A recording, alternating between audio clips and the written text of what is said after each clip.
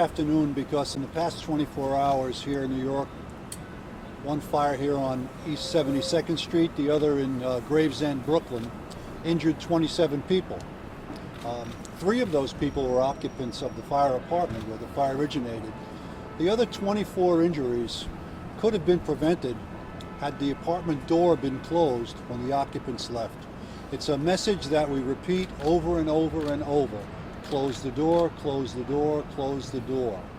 You may remember that in December of 2017, 13 unfortunate people perished in an apartment building in the Bronx when the door to the fire apartment was left open. The fire quickly traveled up the stairs, and those people unfortunately perished 3 days after Christmas 2017.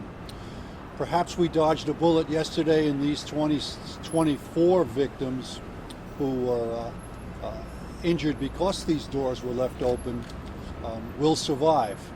But it created a very dangerous situation unnecessarily. So we'll repeat as we do over and over and over: close the door, close the door, close the door.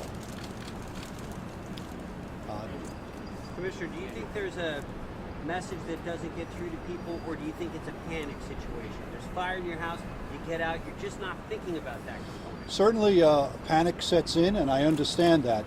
And one of the things that the law accounts for that, in that doors are required to be self-closing in multiple dwellings in New York City. Obviously this door was not.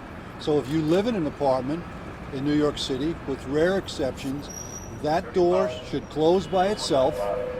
If it does not, notify building management and have it corrected immediately, because the fact that it does not close places the occupants of that building, especially those on the fire floor and above, in peril.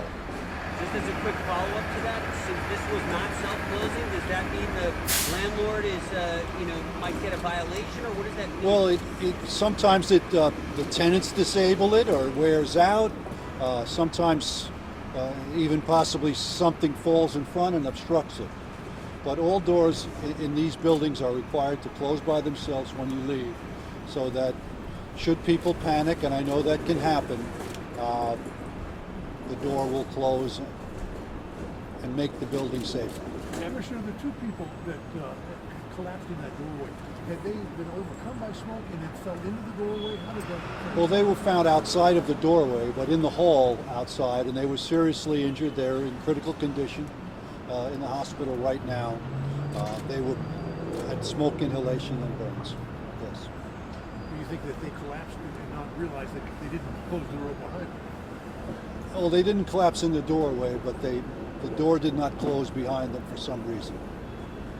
And in the case today, can you talk whatever you can say about origin and the source of fire? Again, it's a slight bit late to the party. Don't know yet what started the fire in that apartment. The occupants were home. They had a smoke alarm, but we don't know how the fire began. It's under investigation as we speak. And where in the apartment was it? A kitchen fire? Well, the apartment is very badly damaged, but we'll hopefully have a cause shortly. Everybody else okay? Do you want to finish one more time and close the door? Oh, well, Just you referenced that some of those injuries were preventable, and so if the door had been closed, what do you think was preventable?